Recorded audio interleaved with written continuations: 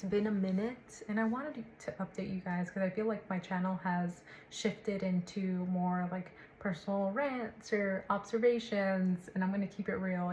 It's almost like a diary, um, a diary of observations, experiences, things that I've seen throughout my walk in life. And um, naturally, not everyone shares that story. Not everyone has those experiences.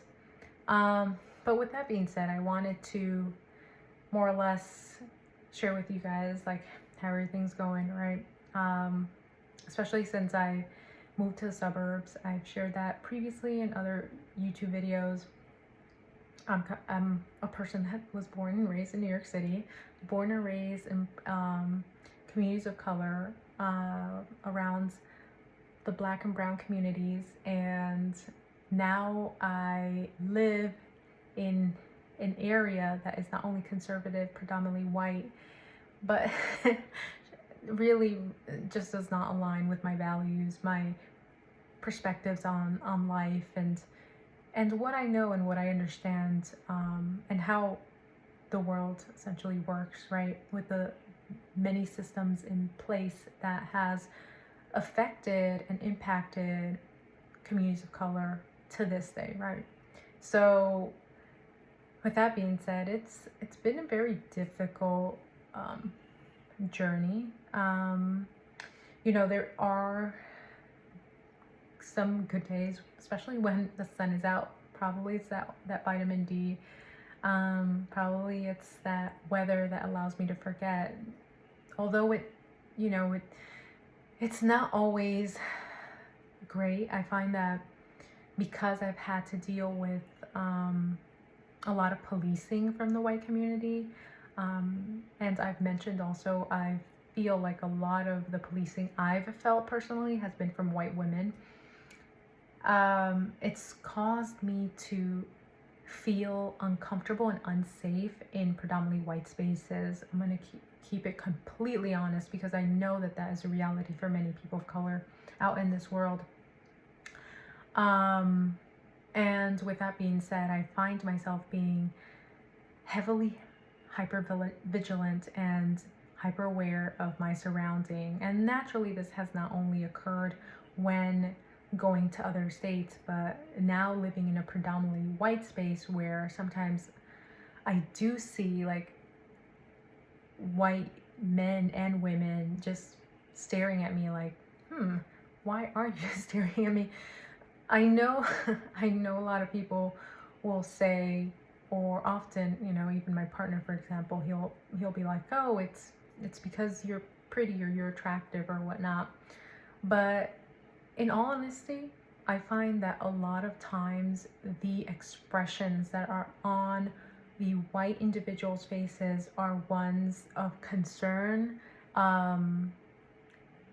They don't seem truly welcoming. They don't seem like they actually are trying to be kind. It's more of like, I'm looking at you, I'm watching you, which has always naturally bothered me. And I'm sure a lot of people of color out there have probably encountered similar experiences. I mean, even with the simple fact that on the news we've seen the Black community often be targeted, right, with the killings of the Black community.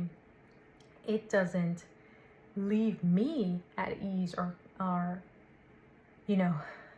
put to ease all of my questions, doubts, and concerns about being around a community that has caused a lot of destruction or chaos, given the fact that naturally slavery existed, the institutionalization of the Native Americans, which I always repeat, but it's like, okay, all of these things have been done so frequently historically, and maybe it doesn't exist to the same capacity as before, but I see things on the news of Black people being targeted, brown people being targeted. Just today or the other day, I saw the video on well, the Karen, right? It's this lady Shiloh, her name's Shiloh, I believe. She was in Minnesota and she targeted a black child and called him a racial slur. And I'm just like, how is that going to ease any person's color? And I'm always amazed by how people can navigate the world and be like, oh yeah, like everything is kumbaya. And I see that sometimes with even other POCs, but to me that raises serious concern, and that also strengthens my ideas and beliefs and perceptions of the white community. So it's naturally probably shouldn't be reading or watching all of these negative things, but with much of the news constantly showing that, you know, white people are constantly targeting and attacking, or, you know, trying to even take basic rights away from, you know, whether that be in deportation or trying to just have their way. It's always their way. It's always about them. It's really never about the collective. It's never about others. It's never with humanity and compassion and empathy at hand. So it really just causes me so much distress and anxiety to to definitely be in environments and places that are surrounded by white people where I've encountered, you know, people that look like them that have made me feel uncomfortable and made me feel unsafe.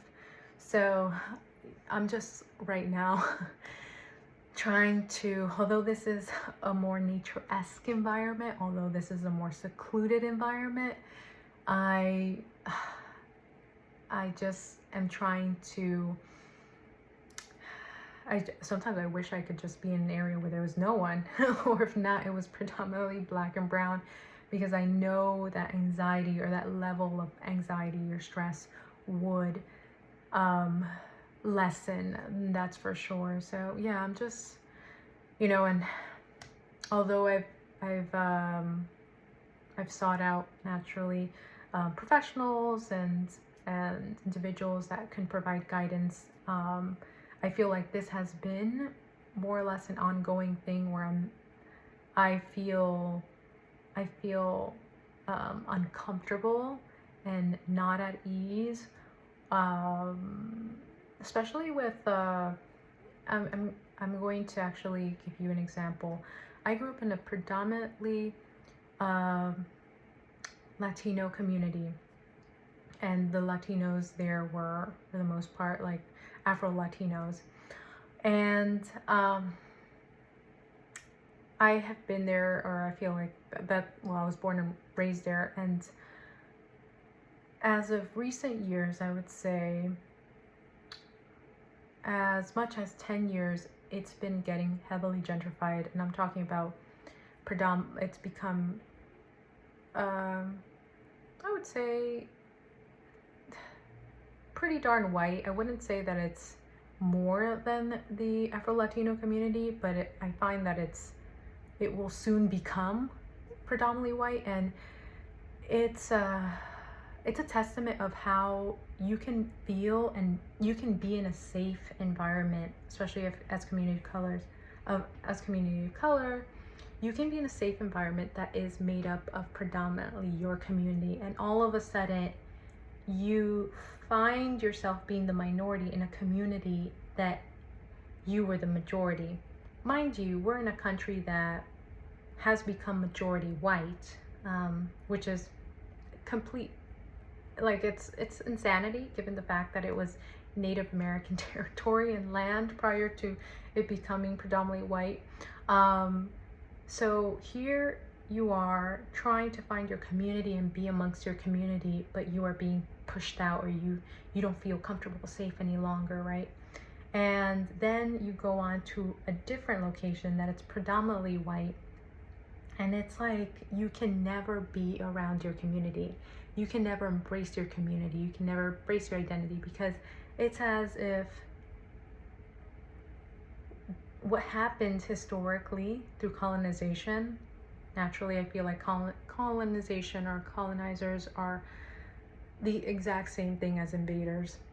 You're being invaded constantly by a community that you don't feel welcomed by, that you can sense discomfort not only from your end but on their end. So with that being said, it's saddening to see that places that were once safe haven to communities of color are no longer safe havens to community of color. So it's really difficult. I feel like that makes it a lot harder because you're constantly feeling you need to run away. But where are you going to go to if you don't have, or you don't feel like you have a place to go to, right? All of these places are being gentrified, and they're becoming.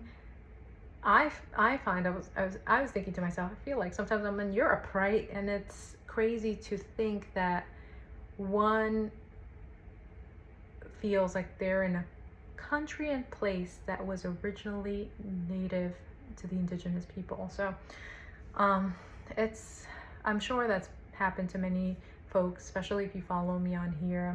I'm going to assume you're a person of color and you can relate to my experience or my journey, or you've had similar experiences or some similar experiences.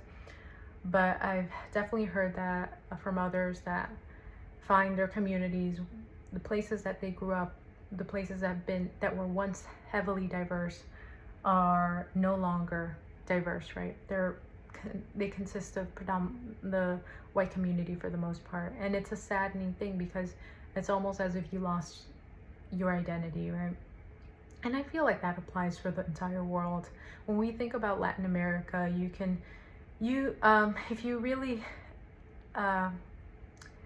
take a quick look or a closer dive or a dive into Latin America, that Latin America was not Latin America once upon a time. It was indigenous communities. It was made up of tribes. They probably had their own languages or and their own traditions, religion, and it's changed. It's no longer that. So the identity of the indigenous communities, of communities that existed prior to the invasion of Spain of this and the colonization of the Spaniard community coming through, their identity was lost. Their identity was stolen. Their land was stolen simultaneously. So it's sad. It's sad to see that. I feel like much of the world is that once upon a time there was another story, and people forget, and people have forgotten that very story, the real story, the authentic story, the